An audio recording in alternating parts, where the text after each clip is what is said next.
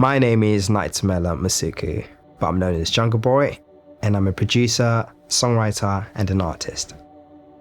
So I was born in Zimbabwe, which is in Southern Africa, but I grew up in South Africa, which is right next door to it, and that's the most southern tip of Africa. My parents were, they're both musical. Mum used to be a gospel singer, so she was singing from the time I was little. She was singing from before I was around. So from the time I was born straight into it. The first thing I knew was we were singing in church, playing instruments and all the rest of it. And that's the type of family I grew into.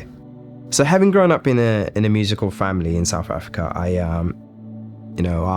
did as much music as I could in school and, in and around. But I always thought that was not enough. And, I just wanted to do more. I thought in my head that my music could travel and go into other countries and go around the world. So I had this dream to, go to America, to go to the UK. So then I came over to London by myself. As soon as I finished school, I realized that actually, I kind of like London. It's very different to how I thought it was going to be in my head. Once I got here, I thought, man, this is amazing. There's literally people from everywhere. And so I got exposed into all these cultures and countries I'd never even heard of. And so all of that shaped my music. And, I already had, my tastes set from how I grew up in South Africa. But, meeting people from all these different countries and being in this melting pot of London, influenced everything that I do.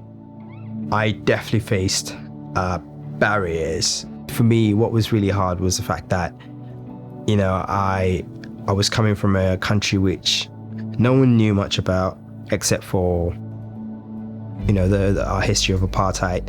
And I knew no one when it comes to music. I knew absolutely no one at all. In fact, I didn't really know many people in London. So that just seemed to stop me from being able to, get my career further. It's like I had to start right at the bottom, like literally.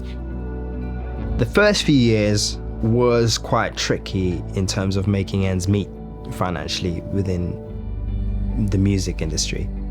I wasn't really making money from music. I would sort of do odd jobs.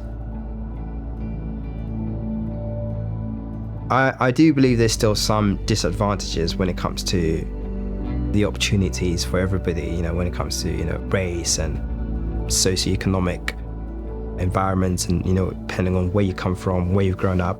However, I believe at the same time, there's things that do help even the platforms, and which I don't think were around when I was growing up.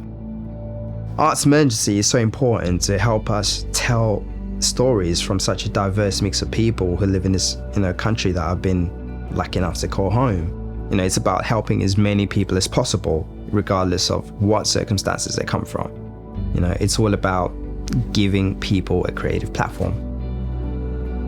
Join the Arts Emergency Network and please give £5 a month, whatever you can afford, to transform a young person's life.